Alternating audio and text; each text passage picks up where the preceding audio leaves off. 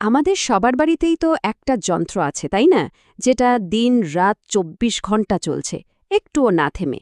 হ্যাঁ, আমি ফ্রিজের কথাই বলছি। এটা আমাদের কাছে এতটাই পরিচিত যে এর ভেতরে যে কি দারুণ একটা প্রযুক্তি কাজ করছে সেটা নিয়ে আমরা তেমন একটা মাথাই ঘামাই না। তো চলুন, আজকের এই আলোচনায় আমরা এর পেছনের বিজ্ঞানটা একটু ঘেঁটে দেখি। ভাবলে কিন্তু বেশ অবাক লাগে তাই না? ধরুন রান্নাঘরটা বেশ গরম, তার মধ্যেই রাখা আছে একটা বাক্স, মানে আমাদের ফ্রিজ। সেই বাক্সটা কিভাবে তার ভেতরের সব কিছুকে ঠান্ডা রাখছে? এটা কি আসলেই কোনো জাদু?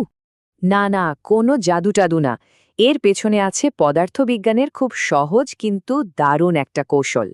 দেখুন, ফ্রিজ আসলে ঠান্ডা তৈরি করে না। সে যেটা করে তা হলো ভেতরের তাপকে বাইরে বের করে দেয়। তাপকে এক জায়গা থেকে আরেক জায়গায় সরিয়ে দেওয়ার এই যে প্রক্রিয়া, এটাই হলো রেফ্রিজারেশন চক্র। এটাকে বলা যেতে পারে তাপের সঙ্গে ৪ ধাপের একটা নাচ। আচ্ছা, তাহলে এই যে তাপের নাচের কথা বললাম, চলুন সেটা আর গভীরে যাওয়া যাক। এই পুরো প্রক্রিয়াটার নাম হল ভেপার কম্প্রেশন সাইকেল। আমরা এখন এর প্রত্যেকটা ধাপ ভেঙে ভেঙে দেখব যে ঠিক কিভাবে তাপটা এক জায়গা থেকে আরেক জায়গায় চলে যাচ্ছে। তো এই সাইকেলে মূলত ৪টে প্রধান ধাপ।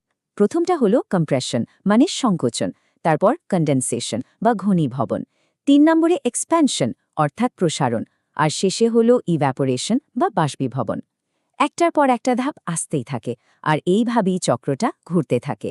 সব কিছুর শুরুটা হয় কম্প্রেসার দিয়ে।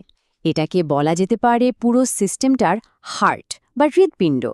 এর কাজ হল রেফ্রিজারেন্ট নামের একটা বিশেষ গ্যাসকে ভেতরে টেনে এনে অমচন চাপ দেওয়া। ভাবুন তো, সাইকেলের টায়ারে পাম্প করলে যেমন পাম্পটা গরম হয়ে যায়, ঠিক সেভাবেই এই প্রচণ্ড চাপের ফলে গ্যাসটাও অনেক গরম আর হাই এনার্জির হয়ে ওঠে। ওকে, এখন এই গরম হাই প্রেশারের গ্যাসটা যায় কনডেন্সারে। ফ্রিজের পেছনে যে একটা জালের মতো কয়েল থাকে, ওটাই হলো কনডেন্সার।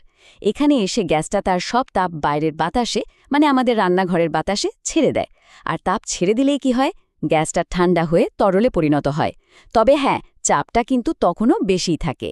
বেশ, এবার এই হাই প্রেশারের তরলটা একটা খুব সরু ভালভের মধ্যে দিয়ে যায়, যেটাকে বলে এক্সপ্যানশন ভালভ। আর যেই না এটা ওই সরু জায়গা দিয়ে বেরোয়, এর চাপটা হঠাৎ করে একদম কমে যায়। ডিওডোরেন্ট স্প্রে করলে ক্যানটা ঠান্ডা হয়ে যায় না? ঠিক একই ব্যাপার এখানেও ঘটে। চাপ কমার সাথে সাথেই রেফ্রিজারেন্টটা মুহূর্তের মধ্যে বরফের মতো ঠান্ডা হয়ে যায়। আর এখন এটা ফ্রিজের ভেতর থেকে তাপ শুষে নেওয়ার জন্য একদম তৈরি। আর এই ধাপেই কিন্তু আসল কাজটা হয়। ওই যে কনকনে ঠান্ডা লো প্রেশারের রেফ্রিজারেন্ট, ওটা এবার ফ্রিজের ভেতরের কয়েলে মানে ইভ্যাপোরেটরে ঢুকে পড়ে। আর ফ্রিজের ভেতরে রাখা খাবার বা বাতাসের যেটুকুও তাপ আছে সবটা শুষে নেয়। এই তাপ শুষে নিয়েই ওটা ফুটতে শুরু করে, মানে তরল থেকে আবার গ্যাস হয়ে যায়। আর এই তাপটা শুষে নিচ্ছে বলেই তো ফ্রিজের ভেতরটা ঠান্ডা থাকছে। এরপর ওই গ্যাসটা আবার কম্প্রেসারে ফিরে যায়, আর পুরো চক্রটা নতুন করে শুরু হয়। এতক্ষণ ধরে আমরা বারবার একটা শব্দ বলছি, রেফ্রিজারেন্ট। কিন্তু এই জিনিসটা আসলে কি? এটাই হলো বলতে পারেন এই পুরো সিস্টেমের আসল নায়ক, যার জন্যই ঠান্ডা করাটা সম্ভব হচ্ছে।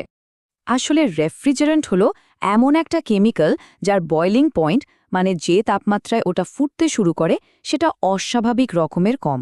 ভাবুন, জল ফোটে ১০০ ডিগ্রি সেলসিয়াসে, তাই না? আর এই রেফ্রিজারেন্টগুলো মাইনাস তাপমাত্রাতেই ফুটতে শুরু করে। আর এই অদ্ভুত বৈশিষ্ট্যের জন্যই এটা ফ্রিজের ভেতরের অল্প তাপ পেলেই সেটা শুষে নিয়ে গ্যাসে পরিণত হতে পারে। তবে জানেন, এই রেফ্রিজারেন্টেরও একটা ইতিহাস আছে। সময়ের সাথে সাথে এটাও বদলেছে, মূলত পরিবেশের কথা ভেবে। যেমন ধরুন, ২০১০ সালের আগে R22 বা ফ্রেয়ন খুব চলত। কিন্তু পরে দেখা গেল এটা আমাদের ওজোন স্তরের মারাত্মক ক্ষতি করছে, তাই ওটা বন্ধ করে দেয়া হলো। এরপর আলো R410, যেটা ওজনের ক্ষতি করে না, কিন্তু এটা আবার একটা শক্তিশালী গ্রিনহাউস গ্যাস। তাই এখনকার নতুন যন্ত্রপাতিতে আরও উন্নত R32 বা R454B এর মতো রেফ্রিজারেন্ট ব্যবহার করা হচ্ছে, যেগুলো পরিবেশের জন্য অনেক কম ক্ষতিকর। তাহলে মূল ব্যাপারটা তো বোঝা গেল, কিন্তু এই পুরো প্রক্রিয়াটাকে একদম নিখুঁতভাবে কন্ট্রোল করার জন্য আরও কিছু ছোট ছোট যন্ত্রাংশ কাজ করে। এদেরকে বলা যায় সিস্টেমের আনসাং হিরো বা অখ্যাত নায়ক। এরকম অভিজ্ঞতা হয়তো অনেকেরই আছে, যে ফ্রিজের একটা অংশে সবজি রাখলে বরফ হয়ে যাচ্ছে, আবার অন্য অংশে ঠিকমতো ঠান্ডাই হচ্ছে না।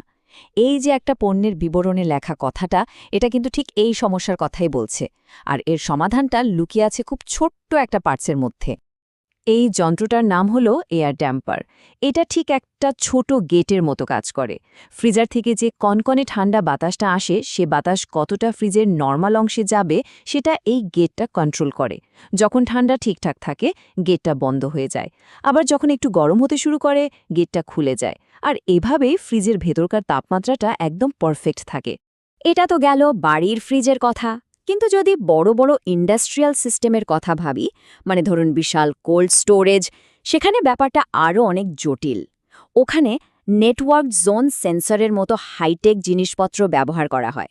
এই সেন্সরগুলো সারাক্ষণ তাপমাত্রা আর আর্দ্রতা মাপতে থাকে, আর সেই ডেটা একটা সেন্ট্রাল কন্ট্রোলারে পাঠাতে থাকে।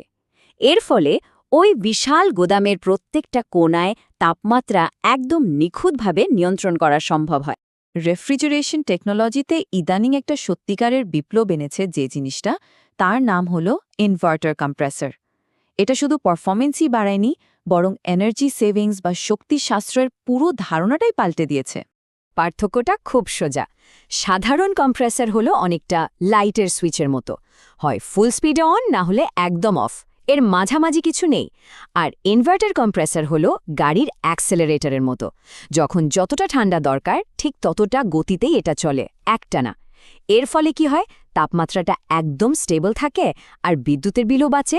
তাহলে ইনভার্টার প্রযুক্তির সুবিধাগুলো কি কি? প্রথমত, এটা অংশম এনার্জি এফিশিয়েন্ট, মানে বিদ্যুৎ সাশ্রয়ী।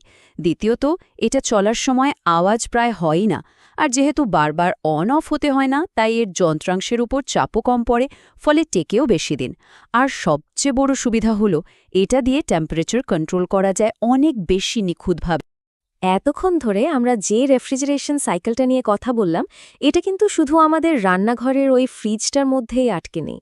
এই একই প্রযুক্তি আমাদের আধুনিক জীবনের প্রায় সব ক্ষেত্রেই ছড়িয়ে আছে।